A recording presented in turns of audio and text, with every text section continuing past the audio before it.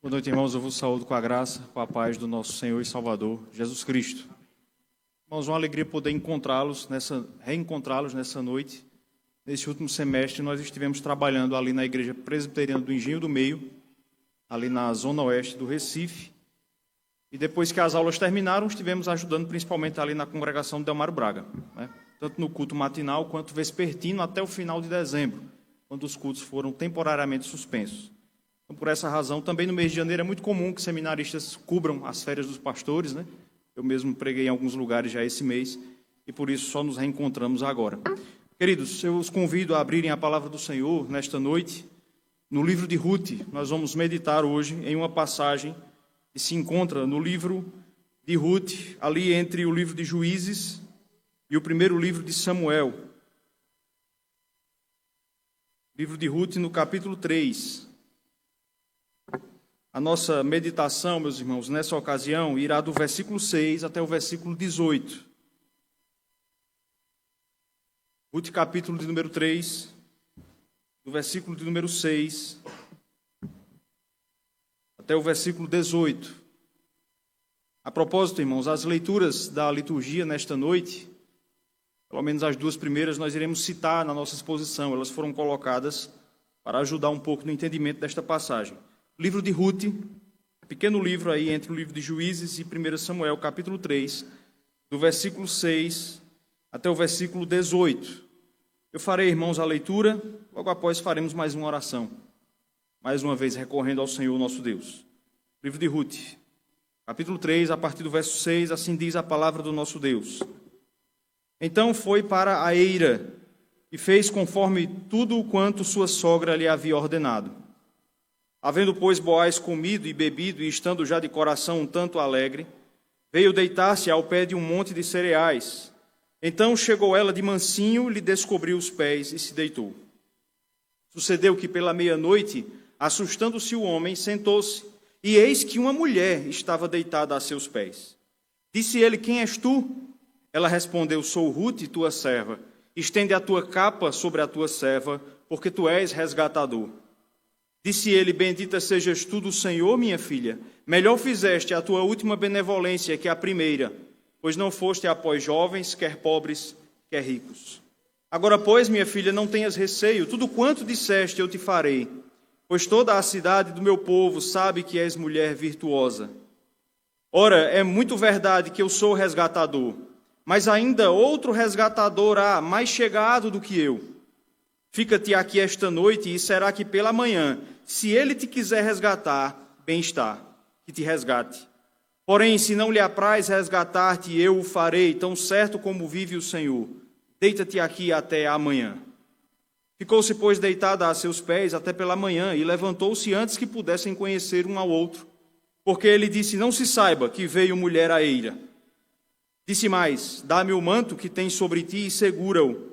Ela o segurou, ele o encheu com 6 medidas de cevada e lhe o pôs às costas.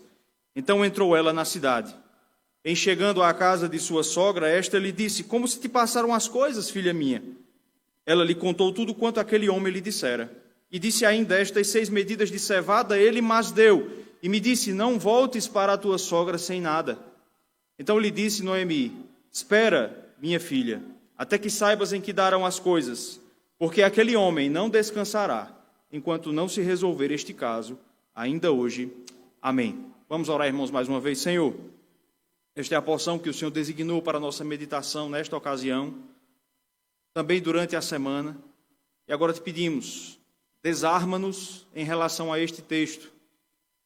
Que o Senhor, ó Deus, nos ajude a aceitarmos como palavra do Senhor, como realmente é, ó Deus, esta porção. A despeito, ó Deus, do quão contracultural, do quão desafiante ela possa ser ou parecer para nós e os valores da nossa cultura. Nos abençoe. Nos ajude, ó Deus, a exibirmos a virtude que o Senhor espera da tua igreja.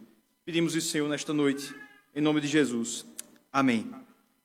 Irmãos, há uma música muito antiga que se chama Quando o Coração Quer. Parte dessa música, irmãos, diz o seguinte: quando o coração quer, não tem solução, não tem oração e nem rezador. Nada me faz mudar quando o coração quer. Irmãos, nesta canção, o eu lírico fala como são irresistíveis os impulsos da paixão entre um homem e uma mulher. Algo tão incontrolável que nem mesmo uma oração ou uma reza, segundo ele, podem mudar isso.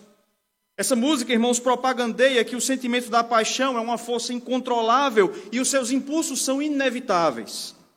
Esta canção, irmãos, representa o pensamento deste mundo do presente século. A nossa cultura, irmãos, ensina que os sentimentos do nosso coração são irresistíveis, são incontroláveis e justificam qualquer coisa. E, meus irmãos, por causa deste tipo de pensamento, muitos jovens em nossos dias, moços, rapazes, moças, meninas, têm, meus irmãos, sacrificado a modéstia e os bons costumes, a moral, no altar do sentimentalismo romântico. Mas, irmãos, a verdade é que esta música, em que pese e reverbere um valor da nossa época, ela é verdadeira para muitas pessoas. Há muitas pessoas, meus irmãos, especialmente em nossa época, para quem, quando as vontades do coração batem, nada mais vale. Para muitas pessoas, meus irmãos, a força do coração sobrepõe-se sobre qualquer coisa.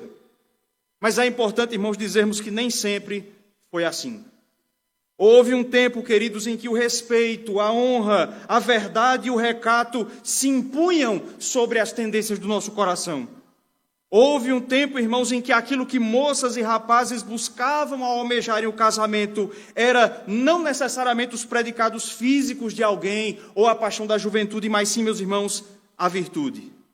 E esta passagem, irmãos, que nós lemos nessa ocasião, é um bom exemplo dessa época. Aqui, meus irmãos, você vai encontrar um exemplo desses valores imperando. Irmãos, o livro de Ruth conta a história da família de Noemi, a partir do capítulo 1. Esta mulher era casada com um homem chamado Elimeleque, e o texto vai dizer que houve uma fome em Belém de Judá, que fez com que Elimeleque fosse viver na terra de Moabe. Ali, depois de alguns anos, tanto ele quanto os seus filhos, Malom e Quilion, morreram, e então Noemi regressa para Belém, acompanhada apenas de uma das suas noras, Ruth. O capítulo 2 vai mostrar que essas mulheres, desamparadas como eram as viúvas sem filhos no mundo antigo, tiveram que recorrer aos donativos que eram deixados para os pobres. No capítulo 2 você vai ver isso, elas respigando nos campos, tomando aquilo que sobrava das plantações. E, meus irmãos, durante esse processo, elas conhecem, ou melhor, Ruth conhece um homem chamado Boaz. Boaz, o texto informa, se você quiser olhar algumas informações do texto, capítulo 2, verso 3, é informado que ele era um parente esquecido de Elimeleque. E como parente de Elimeleque, irmãos, ele poderia exercer o resgate dos bens da família. A lei do resgate, irmãos, é o primeiro texto que nós lemos na liturgia de hoje. Se alguém empobrecesse e precisasse vender os seus bens, a lei dava um direito de preferência a um parente que resgatasse aqueles bens, mantendo ele no clã familiar e socorrendo a família. O capítulo 4, verso 3, olhe na sua Bíblia, diz que Noemi colocou os bens do seu esposo à venda por causa da sua penúria, e agora que Boaz é descoberto, surge a possibilidade de que ele salve aquela família da pobreza, exercendo o resgate e também casando-se com a nora de Noemi, a jovem Ruth. O problema, irmãos, veja o capítulo 2, verso 23, vai dizer que o período da cega, o período da colheita já havia se encerrado. O que significa dizer que havia se encerrado aquele período em que grãos eram deixados para os pobres. E, no entanto, Boaz não havia feito ainda nenhum pedido de casamento, nem a Noemi, nem a Ruth. E quando o capítulo 3 abre as suas portas, queridos, nós vamos encontrar Noemi tentando resolver esse problema. Ela concebe um plano pelo qual um lar seria dado a Ruth, e você encontra essa informação na boca da própria Noemi, no capítulo 3, versículo 1. Este plano é resumido por Noemi entre os versos 1 a 5. E este pedido de casamento, irmãos, deveria ser feito de uma maneira não tradicional, porque perceba, nenhum homem daquela família havia restado vivo. Tanto Elimeleque quanto seus 2 filhos haviam morrido. Por isso o pedido deveria ser feito de uma maneira não tradicional. A ideia que Noemi tem é que Ruth fosse até o campo de Boaz, nos arredores de Belém, na noite em que a eira seria, essa é a expressão que aparece no texto, veja o verso 2 do capítulo 3, alimpada. É assim que está escrito no texto. Os grãos seriam reunidos naquela noite. E essa seria a oportunidade, meus irmãos, em que Ruth faria o seu pedido de casamento, a sua proposta a Boaz. Ela é orientada ainda nos versos iniciais do capítulo 3 a vestir vestes novas, banhar-se, perfumar-se, e isso era um sinal do final do seu luto em relação ao seu antigo esposo, e ir então até ao campo onde Boaz estava. E veja agora o versículo 6, o primeiro versículo que nós lemos no início. Ruth então fez conforme a sua sogra lhe havia ordenado. A cena que você vai encontrar aqui, meus irmãos, nesse texto, na passagem que nós lemos, portanto, é Ruth nos campos de Boaz, à noite, alta madrugada, acompanhada apenas dele. Esse plano, irmãos, arquitetado por Noemi, em que pese fosse a única saída possível para este entrave, no entanto, meus irmãos, guardava um grande risco moral, tanto para Boaz como para Ruth. E aqui você entende por que o autor registra essa passagem. Irmãos, um dos objetivos do livro de Ruth era defender a honra da ancestralidade do rei Davi. Perceba o capítulo 4, ele termina exatamente na genealogia que finda em Davi. A bisavó do rei Davi, meus irmãos, era uma moabita estrangeira, Ruth. E provavelmente os seus inimigos contestavam a autoridade de Davi por causa dessa ancestralidade. E aqui o autor vai defender a moral dos ancestrais de Davi. Aqui, meus irmãos, nesse texto, nós vamos encontrar a vitória da honra e da lei sobre as tendências do coração. Nesse texto, meus irmãos, nós vamos encontrar o desejo de fazer a vontade de Deus se impondo às tendências do coração. Nesse texto, irmãos, nós vamos ver o caminho que Boaz e Ruth trilharam para um casamento incólume. E aqui, meus irmãos, também nesse texto, nós vamos encontrar alguns princípios que devem nortear a pureza na preparação para o casamento. Eu quero, irmãos, perceber isso com os irmãos, no procedimento tanto de Ruth primeiro, quanto depois de Boaz. Olhe para o texto, entre os versículos 7 a 11, nós vamos encontrar aqui o procedimento de Ruth, cumprindo o plano que foi traçado por Noemi naquela noite. Atente para o texto. Ele vai nos dizer, meus irmãos, que Boaz já havia comido e bebido, e já estava de coração um tanto alegre. Aquela ocasião em que os grãos eram ajuntados no campo era também uma festa. E certamente houve muito vinho naquela festa. O texto vai dizer então que Boaz já estava de alguma maneira afetado por ele.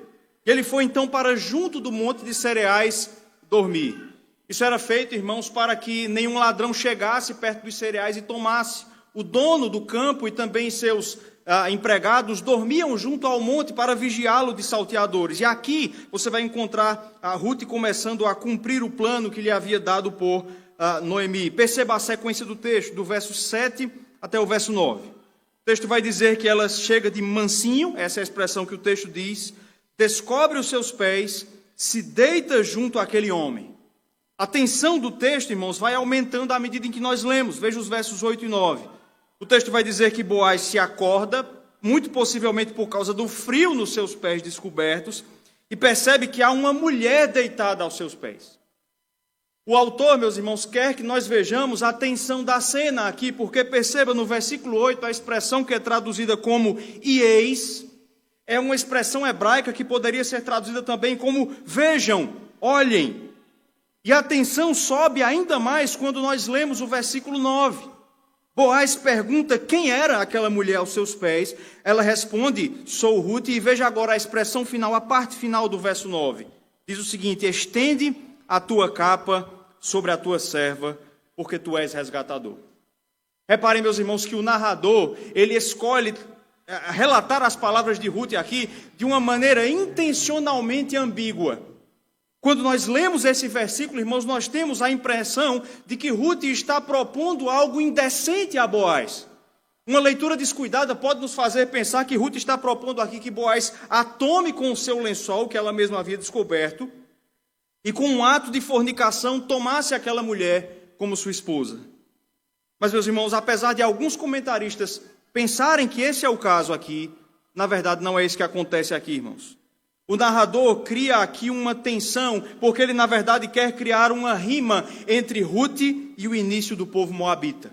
Irmãos, esta cena pintada aqui, descrita pelo narrador, nos lembra muito Gênesis capítulo 19, aquele famoso texto das filhas de Ló, quando elas, preocupadas pela falta de descendência, pelo fato de que elas não tinham filhos, logo depois de saírem da cidade de Sodoma, elas decidem, você deve lembrar bem do texto, deitarem-se com o seu pai. E cada uma daquelas filhas engravidou do próprio pai através do pecado de incesto. Uma delas, meus irmãos, gerou o povo amonita. E a outra originou os moabitas. E Ruth era uma moabita.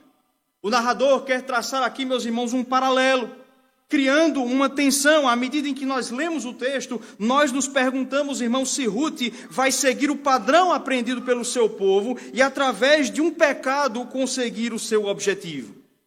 Mas, irmãos, apesar desta tensão que o texto causa em nós, na sua leitura, na verdade, irmãos, o que Ruth está propondo aqui a Boaz é casamento. Essa expressão, irmãos, traduzida aqui como estende a tua capa, no verso 9, ela deve ser melhor entendida quando nós lemos o texto de Ezequiel, capítulo 16, verso 8. Olhe no seu boletim, você não precisa nem abrir a Bíblia, veja o capítulo 16, o texto de Ezequiel 16, verso 8. Aqui, irmãos, o Senhor Deus vai se colocar como o amante, ou melhor, como o noivo do povo de Israel. E perceba que essa expressão é usada como uma figura do casamento. Veja a parte final do verso 8. Estendi sobre ti as abas do meu manto e cobri a tua nudez. O que é que diz agora, irmãos? Dei-te juramento e entrei em aliança contigo, diz o Senhor Deus, e passaste a ser minha. Ruth usa aqui, meus irmãos, uma linguagem figurada para o casamento. Essa expressão, estender a capa, ela é um hebraísmo que é sempre usado, na maioria das vezes usado no Antigo Testamento, para uma figura do casamento. Estender a capa é uma figura que muitas vezes é traduzida apenas como tomar em casamento. Assim, irmãos, o que Ruth propõe a Boaz aqui é que ela fosse tomada em aliança perpétua. Que Boaz não mais a sustentasse como uma pobre, mas agora como a sua esposa. E perceba que a reação de Boaz reconhece a virtude do pedido de Ruth. Veja o versículo 11. Boaz vai dizer que aquela era uma mulher virtuosa. Veja o versículo 11. Agora, pois, minha filha, não tenhas receio, tudo quanto disseste eu te farei, pois toda a cidade do meu povo sabe que és mulher virtuosa. Irmãos, naquela ocasião, Ruth não cede às tentações da ocasião, do contexto, mas contrariando e, na verdade, revertendo o costume das mulheres de Moabe, ela se mantém no caminho da retidão, honrando o matrimônio. Eu quero perceber aqui com vocês, queridos, que Ruth foi direta em sua intenção. Ela não deixa, nesse momento de risco e perigo aqui, que um outro assunto dominasse a conversa. Em outras palavras, irmãos, o contato de Boaz e Ruth é explícita e intencionalmente voltado para o casamento. Irmãos, isso nos ensina um princípio, na verdade exemplifica um princípio. Na Bíblia, meus irmãos, na Escritura Sagrada, nós não encontramos espaço para um tipo de relacionamento, entre aspas, amoroso entre homem e mulher, que não intente clara e explicitamente o casamento. Antigamente, irmãos, as pessoas entendiam assim. Nos tempos antigos, meus irmãos, as pessoas entendiam que o homem só tem dois estados, solteiro e casado. E entre os dois, o que acontece é apenas uma preparação para o casamento, não algo autônomo em relação a ele. É interessante perceber, meus irmãos, que a nossa própria cultura antigamente refletia esse entendimento. Você sabe por que o Dia dos Namorados é 12 de junho? Além do fato de que nós não temos muitos feriados nessa época, conquanto o São João seja no mês de junho, o Dia dos Namorados, irmãos, é 12 de junho, porque no dia 13 de junho é o dia de Santo Antônio. E no catolicismo popular, Santo Antônio é conhecido como Santo Casamenteiro. O que nos mostra, meus irmãos, que historicamente, aquilo que nós chamamos de namoro, e o problema não está no nome, sempre foi visto como uma preparação para o casamento. Como um contato, irmãos, rápido, provisório, e que visava explicitamente o casamento. Mas as coisas, irmãos, mudaram. O secularismo, irmãos, foi fazendo com que aquilo que nós chamamos de namoro fosse se tornando cada vez mais independente do matrimônio. A ponto, meus irmãos, de que em nossos dias, mesmo nas igrejas, nós admitimos um tipo de relacionamento que permite privilégios do casamento sem as suas responsabilidades e nada fala sobre o matrimônio. Eu gosto, irmãos, da expressão que o pastor Paul Washer usa para esse tipo de instituto. Ele chama isso de namoro recreativo. Porque, na verdade, irmãos, é disso que se trata, de uma brincadeira. O problema, irmãos, é que pessoas não são brinquedos, muito menos os seus corpos. A única coisa, meus irmãos, que a prática do namoro recreativo, para usar a expressão de Paul Washer, faz é diminuir a honra do casamento e aumentar o risco do cometimento de pecados sexuais, como a fornicação. Aqui, irmãos, nas palavras de Ruth, você entende um princípio. Um homem deve se envolver com uma mulher quando ele intenta explicitamente o casamento. Não é que ele vai fazer isso no outro dia. Mas, meus irmãos, aqui você encontra uma norma de sabedoria pela qual um moço, uma moça só deve se envolver um com o outro quando existe uma intenção clara e explícita de casamento. E algo, irmãos, que nós percebemos aqui, eu quero notar isso com vocês, é que de maneira muito específica, a moça, a menina deve ser a principal responsável por deixar isso claro. A moça é que deve se valorizar dizendo, eu sou para casar. Não para outra coisa, não para brincar.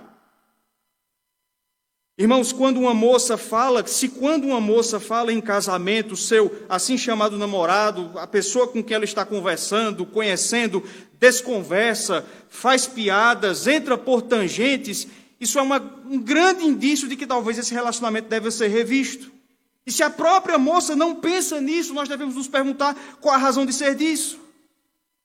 E aí talvez você pergunte, a Bíblia fala de uma idade, a Bíblia fala, irmãos, de um momento específico em que um moço, uma moça, jovens podem pensar em se casar, e a resposta para isso é não. A Bíblia não fala em um momento específico, mas ela nos dá, meus irmãos, alguns indicativos. E eu quero que você olhe de novo para o versículo 9. Veja a expressão pictórica, a imagem que é usada para o casamento, mais uma vez, estender a capa. Meus irmãos, essa expressão no hebraico se tornou um sinônimo de casamento, porque isto é uma imagem do que acontece quando homem e mulher se casam. Quando um homem toma uma mulher como sua esposa, o que ele está fazendo é cobri-la, cuidar dela. O homem, irmãos, deve ser para a sua esposa um guarda-chuva protetor. Na área financeira, espiritual, moral, afetiva, intelectual, emocional e etc. Irmãos, por mais que a nossa cultura tente pintar uma imagem diferente da mulher como um ser autônomo e autorresolvido, a verdade é que o modo como Deus nos criou prova o contrário. A maior necessidade que uma moça tem, irmãos, abaixo da sua salvação, é sentir-se protegida, e ela precisa de um homem que faça isso. A primeira parte da sua vida é ou deve ser o seu pai. E depois o homem que ela escolhe como seu esposo. Isso significa dizer, irmãos, que um homem só deveria pensar em propor casamento a uma mulher quando ele reúna condições mínimas de cobrir essa moça, de ser para ela uma proteção. A própria Bíblia, irmãos, nos mostra esse princípio. Abra comigo em Provérbios capítulo 24. Abra lá. E você vai encontrar aqui um princípio que os antigos entendiam até de maneira intuitiva.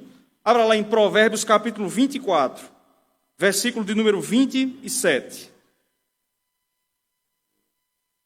Provérbios capítulo 24, verso 27. Irmãos, eu quero que os irmãos leiam comigo, por gentileza.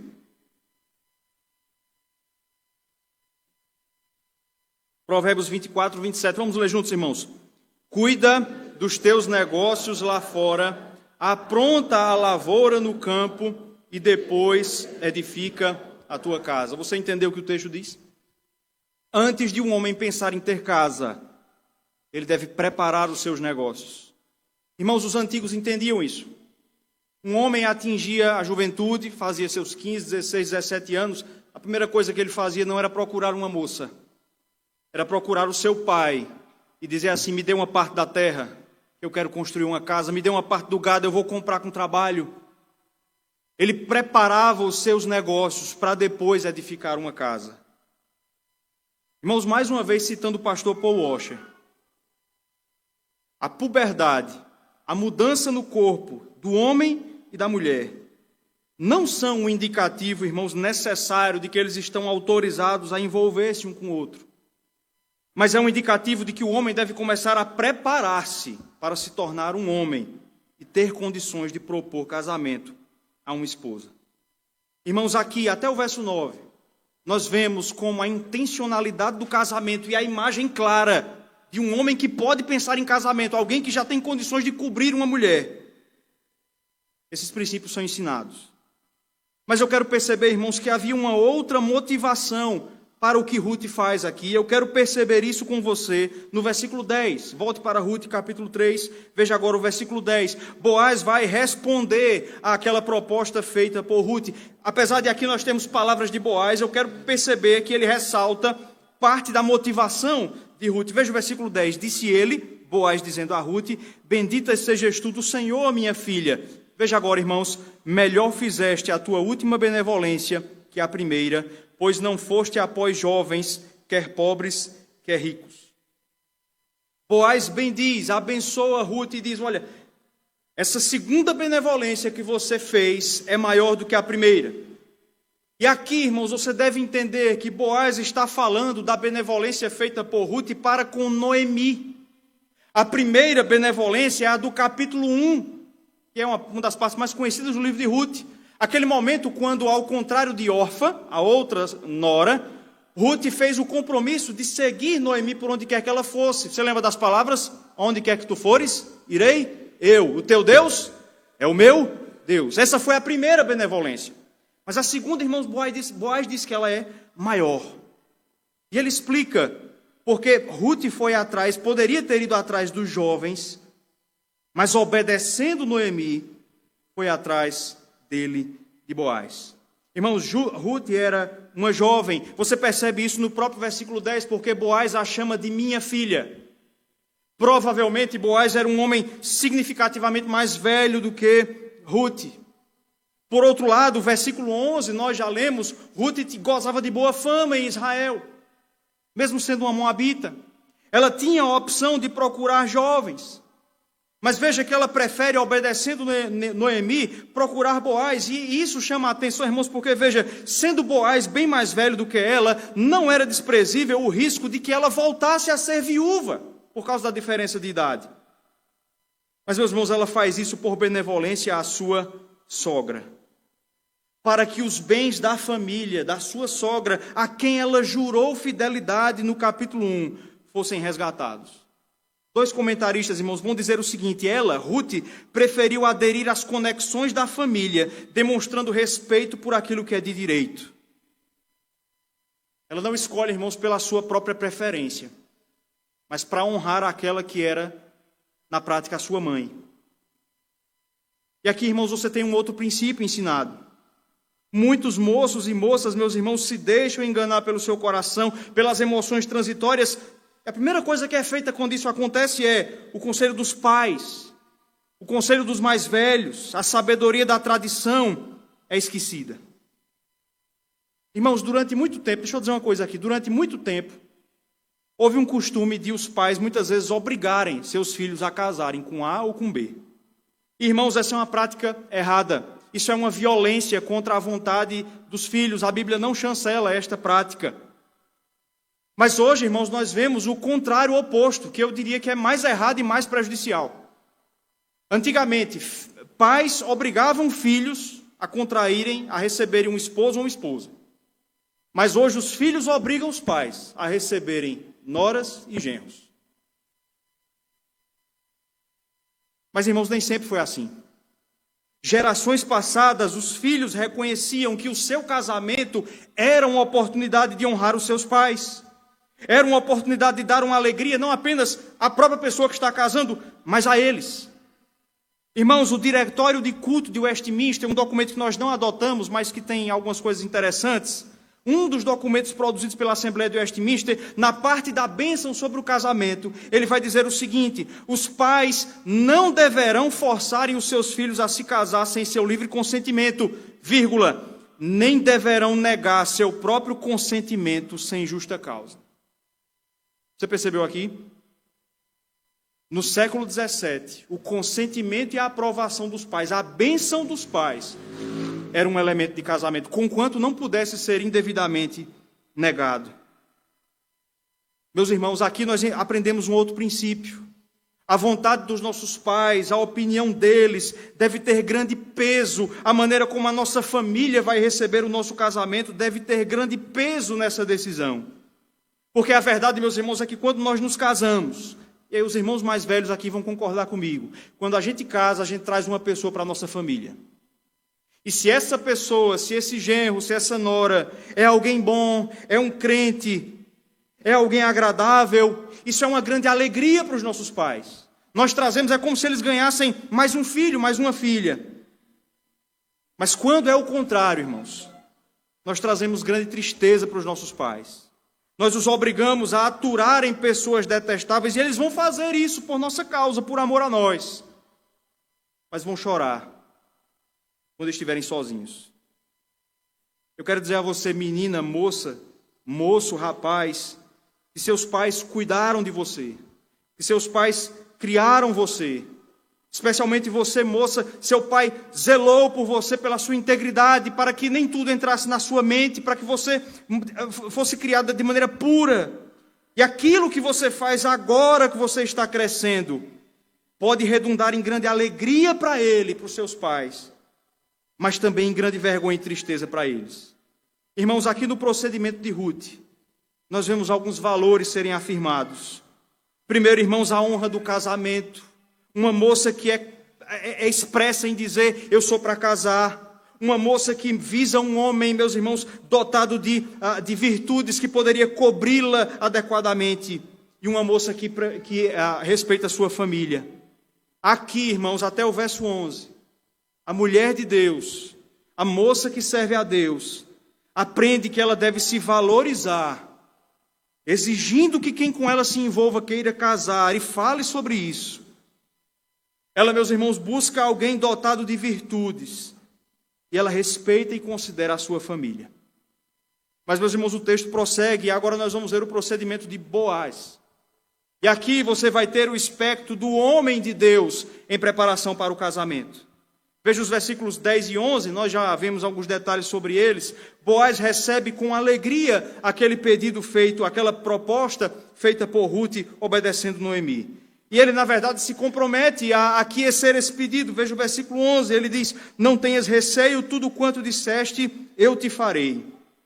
Aliás, veja o versículo 13 agora, ele vai chegar a fazer um juramento ao Senhor, parte final, de que ele procurará tomar Ruth como sua esposa. Mas aí, meus irmãos, a narrativa, e os irmãos devem ter percebido isso na leitura, a narrativa apresenta um fator complicador que Ruth e Noemi não esperavam. E veja o versículo 12 agora. O texto diz, ora, isso aqui mais uma vez palavras de Boaz, é muito verdade que eu sou o resgatador. Ele era parente de Elimeleque, mas veja agora, mas ainda outro resgatador existe, mais chegado do que eu. Boaz, irmãos, diz que ele tem a intenção de tomar Ruth em casamento e assim resgatar os bens da família de Elimeleque, mas havia um outro homem, um outro parente de Elimeleque, que é chamado aqui de mais chegado. Em outras palavras, irmãos, ele era um homem mais próximo na família de Elimeleque. E Boaz vai dizer que, por isso, ele tinha um certo direito de preferência no exercício desse casamento. E algo interessante, irmãos, de ser percebido aqui, é que isso não aparece de maneira expressa na lei. Nós lemos aí Levítico 25, isso não é dito de maneira clara na lei, mas é uma indicação do verso 49. Se você quiser olhar aí Levítico 25, 49, perceba que quando Moisés fala do direito de resgate, ele menciona o tio e o primo. Primeiro o tio. Tios, irmãos, são parentes mais próximos do que primos. Tios são parentes de terceiro grau e primos de quarto grau. Então havia um costume que é referido aqui por Boaz, de que parentes mais próximos tivessem o direito de preferência no resgate. Era aparentemente uma norma não escrita, um costume em Israel. E por isso, verso 13, Boaz vai dizer que ele vai consultar este parente mais próximo para saber se ele tem o interesse de exercer o direito de resgate, casando-se com Ruth, e apenas se ele não fizer isso, é que Boaz então poderá fazê-lo. Veja, irmãos, que esse detalhe traz grande tensão sobre a narrativa, porque à medida em que nós vamos lendo, nós estamos torcendo por esse casal, como quem assiste uma novela e torce pelo casal principal. Mas vejam, meus irmãos, que através da narrativa deste fato, o que o narrador quer nos mostrar, irmãos, é a envergadura moral e ética desse homem. Veja, por mais que esse direito de preferência não estivesse de forma clara e indiscutível na lei, ele fazia parte do costume. E Boaz faz questão de obedecer aos costumes. Irmãos, um homem honrado obedece não apenas àquilo que está expresso, mas ele obedece ao espírito da lei, ao espírito do respeito. Um homem honrado não se apega a tecnicalidades, a vírgulas da lei, a detalhes irrelevantes para justificar a sua falta de escrúpulos para alcançar aquilo que ele quer. Perceba que Boaz, ao ter essa atitude, irmãos, ele passa a ser o antítipo de Elimeleque na narrativa de Ruth. O livro de Ruth começa nos mostrando um homem que quebra a lei para se beneficiar, que abandona o povo de Deus para se beneficiar, e termina com um homem que está disposto a cumprir a lei, ainda que em prejuízo próprio. Veja, irmãos, Boaz poderia ter se calado sobre esse parente. Veja que nem Ruth, nem Noemi tinham conhecimento da sua existência. Ele poderia ter omitido essa informação e ter se casado com Ruth. E ele lucraria com isso. Os bens de Elimeleque seriam provisoriamente seus. Uma outra opção que Boaz tinha, meus irmãos, era fraudar a situação pelo pecado da fornicação. Se ele fizesse isso, de acordo com a lei, ele tinha que agora casar-se com Ruth. Essa era uma outra opção que ele tinha. Mas, meus irmãos, nada disso é feito. Mesmo que Ruth não fosse casada com este parente, mesmo que ela não fosse nem mesmo desposada por ele, o equivalente antigo ao noivado, mesmo assim, irmãos, Boaz considera esta mulher como mulher de outro, em quem ele não poderia tocar, sob pena de quebra do 7º mandamento: não adulterarás. Mais do que isso, irmãos, além de não tocar naquilo que ainda não lhe pertencia, Boaz protege o patrimônio do seu próximo. Veja o versículo 14. O texto vai nos dizer, meus irmãos, que além de dar essa resposta a Ruth, Boaz vai providenciar para que Ruth passasse o restante da madrugada ali, escondida, com a sua identidade oculta. E a razão para isso, meus irmãos, é porque as eiras eram locais geralmente frequentados por prostitutas. Você encontra uma referência a isso no livro do profeta Oséias, capítulo 9, verso 1. Boaz quer resguardar a imagem, a boa fama de Ruth. Mas além disso, irmãos, Boaz está pensando também no seu próximo aqui. Se Ruth fosse vista naquele lugar, próxima a ele, mesmo que não houvesse nenhum contato íntimo entre os dois, o direito do seu próximo seria frustrado. O seu próximo poderia se sentir constrangido em tomar Ruth como esposa depois que ela fosse vista de madrugada com outro homem. Por isso, irmãos, a sua identidade é ocultada. Veja o final do versículo 14. Não se saiba que veio mulher à eira. Boaz, irmãos, figura aqui, nesse texto, como um bom exemplo de como um homem decente, honrado, respeitoso, deve se portar em relação a uma mulher que não é a sua esposa.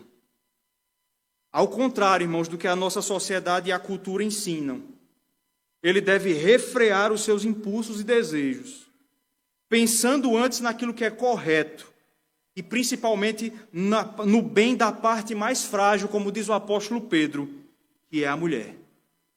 Em outras palavras, irmãos, não vale tudo para conseguir uma mulher e um casamento. Irmãos, a história da igreja fala de alguns exemplos que me chamam muito a atenção. E no século XVII, na Inglaterra, no século XVIII, viveu um homem chamado William Cowper. Não sei quantos dos irmãos já ouviram falar dele. William Cowper foi um dos cristãos mais tristes da história do mundo. Ele sofria com aquilo que era chamado na época de melancolia, e que muitas pessoas apressadamente dão o nome de depressão hoje. E uma das razões pelas quais William Cowper sofreu muito na vida é porque ele amava uma mulher chamada Theodora, e ele foi proibido pelo pai dessa moça de se casar com ela. Veja que era até uma situação que ele poderia contestar, porque como nós vimos, os pais não podem negar o seu consentimento injustificadamente para o casamento dos filhos. Mas William Cowper se submeteu a isso e passou a vida inteira lamentando o fato de não ter se casado com Theodora. A história é feita, irmãos, de alguns homens que tinham esse tipo de envergadura moral, que continham seus impulsos pelo bom nome. Aqui, irmãos, você aprende que um homem honrado, e eu quero dizer isso a você, moço, rapaz solteiro, ele preza pela boa fama daquela mulher que ele diz amar. E isso, irmãos, é uma lição que vale para os homens casados. Nós não podemos propagandear as faltas de nossas esposas. Nós não podemos fazer troça disso. Pelo menos não de uma maneira que fira a sua imagem. Um homem cobre, lembra da imagem do versículo 9? Um homem cobre a sua esposa, cobre as suas faltas, resolve em casa. No máximo chama um conselheiro. Um homem não publica as faltas da sua esposa, porque ele não quer infamá-la. Por que foi que José escolheu fugir? Porque não queria que Maria fosse infamada, mafamada. Um homem, meus irmãos, pensa na consequência dos seus atos e naquilo que trará para a imagem da mulher que ele diz amar. Um homem que não considera isso, revela que ele ama apenas a si mesmo. E perceba, irmãos, que aqui o narrador quer colocar especialmente para as moças o padrão de um homem que deve ser desejado para o casamento. O padrão desse homem é alguém que pensa na sua honra. Veja que aqui, irmãos, o narrador nos mostra que o que deve fazer uma moça suspirar por causa de um homem não são as suas declarações efusivas de paixão, não são as loucuras, entre aspas, feitas por amor, mas sim o quanto esse rapaz está disposto a honrar aquela pessoa que ele diz amar. Vejam, irmãos, que Noemi recebe os fatos dessa forma. De maneira bem resumida, olha agora para os versículos 15 a 18. O texto vai dizer que Boaz manda mais mantimentos ainda para Ruth, veja, sem ter garantia de que ele fosse se casar com ela. Isso vai acontecer no capítulo 4. Ele manda ainda mais mantimentos e a história é contada para Noemi. E eu quero que você perceba como o texto termina. Veja o versículo 18. Então lhe disse Noemi: espera, minha filha, até que saibas em que darão as coisas, porque aquele homem, ela fala de Boaz, não descansará enquanto não se resolver este caso ainda hoje. O que é que convence Noemi que Boaz ama Ruth? Não são declarações que, veja, são listas, pode fazer, pode mandar a mensagem do amor, aquele carro de som que ia na porta das pessoas, pode fazer isso. Você mesmo pode ir, inclusive, arruma uma caixa de som e vá. Mas o que é que prova o amor de um homem por uma mulher? Irmãos, não é o que ele faz, é o que ele deixa de fazer. É o quanto ele se controla. É o que ele renuncia. É o que ele sacrifica. Esse homem não vai descansar enquanto não resolver isso hoje, porque ele te ama. Não são palavras e gestos vazios, irmãos, a prova do amor do homem por uma mulher, mas o auto-sacrifício. Irmãos, o capítulo 4 vai narrar que esse parente mais próximo não quis exercer o resgate. Inclusive, ele é julgado pelo narrador ao não receber um nome. E por isso, veja agora, capítulo 4, verso 13. Boaz e Ruth vão se casar. Boaz toma Ruth por esposa. E, meus irmãos, o caminho que eles traçaram para este casamento, descrito no capítulo 3, enche de honra e de beleza este casamento. Eu gosto de como John Piper define os fatos do capítulo 3. Ele diz assim: qualquer um que pense que a história trata de uma mulher de moral duvidosa e de uma sogra trapaceira está perdendo a visão de algo belo. Tudo com sutileza, tudo com justiça, tudo estratégico. A história de Ruth e Boaz, irmãos, nos prova que aquela música que eu citei no início está errada. Os impulsos do coração, irmãos, não são irresistíveis, mas pelo uso dos meios de graça, eles podem ser direcionados ao que é bom e virtuoso. Ruth e Boaz mostram aqui, irmãos, que a decência e o respeito podem vencer a carne e o pecado, irmãos, porque Paulo diz que não nos sobreveio tentação que fosse sobre-humana. Eu quero caminhar para o encerramento, irmãos, dizendo que ainda é possível nós vermos na Igreja de Jesus Cristo histórias belas e cheias de virtudes, de jovens que rumam para o matrimônio e chegam lá sem mácula e nem ruga.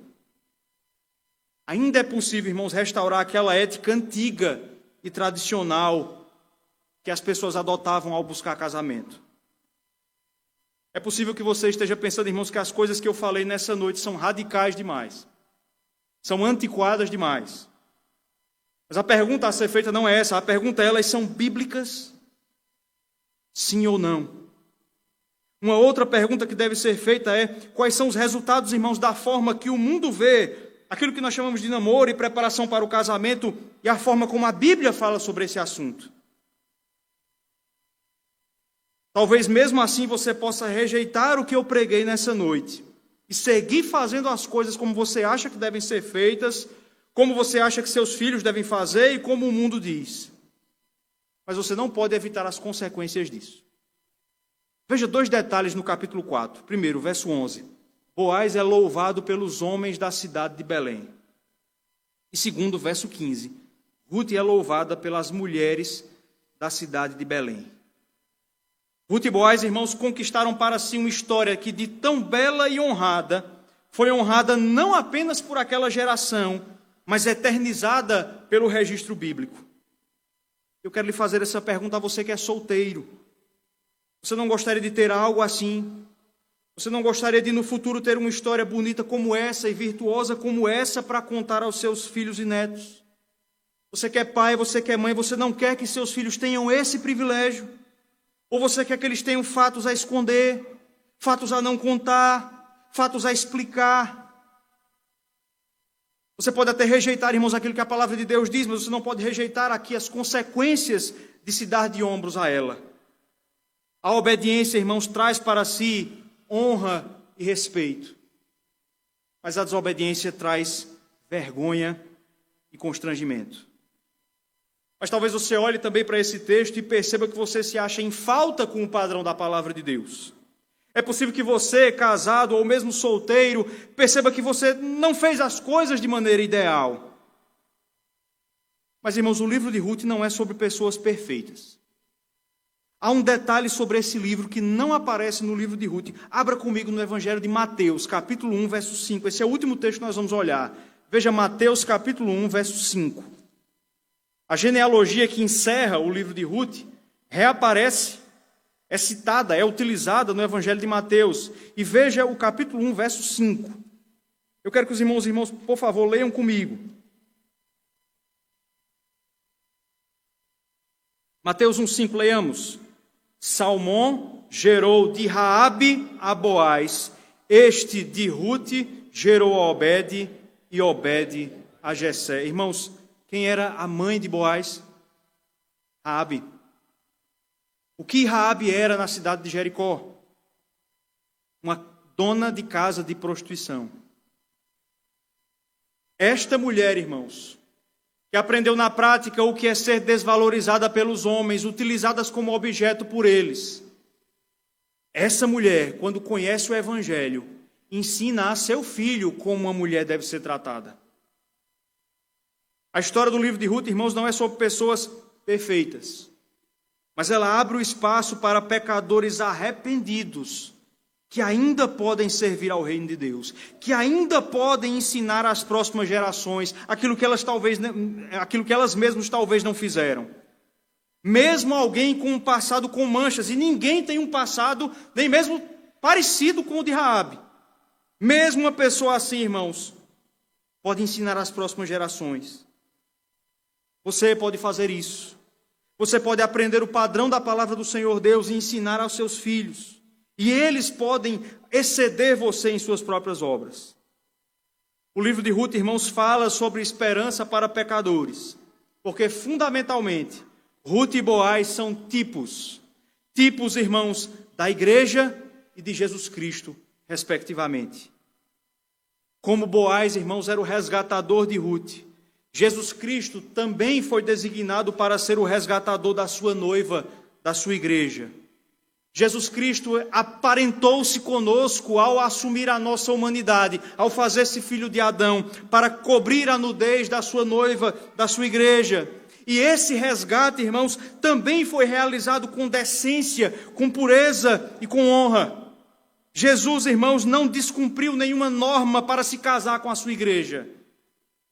Ele não a roubou de outro homem, mas ele a comprou com o preço do seu sangue. E veja como o texto termina. Noemi termina dizendo: espera, porque ele não vai terminar, ele não vai descansar enquanto não resolver isso ainda hoje. Irmãos, a igreja olha para Jesus Cristo dessa mesma forma. Assim como Boaz deu adiantamentos do seu casamento, do seu dote a Ruth naquele dia, Jesus Cristo já nos conquistou a sua igreja na cruz do Calvário e já nos deu adiantamentos da redenção final. E nós podemos descansar. A igreja de Jesus Cristo pode descansar, porque ele não descansará enquanto não retornar para definitivamente tomar em casamento, em bodas, a sua igreja. E aí, irmãos, o cântico que nós cantamos aqui, Cântico dos Cânticos, versos de 1 a 4, capítulo 1, será o cântico da igreja, nas recâmaras do seu noivo, o Senhor Jesus Cristo. Ele voltará, irmãos, e encontrará aquele que ela comprou. Diz o apóstolo Paulo: gloriosa, sem mácula, ruga ou coisa semelhante, porém santa e sem defeito. Que Jesus Cristo, irmãos, nos encontre assim no dia final. Que Ele nos abençoe hoje e sempre. Amém. Irmãos, vamos ficar de pé e vamos cantar o hino de número 300, que fala sobre esta noiva e aguardando o seu noivo amado, o Senhor Jesus Cristo, aquele que nos resgatou, o nosso resgatador.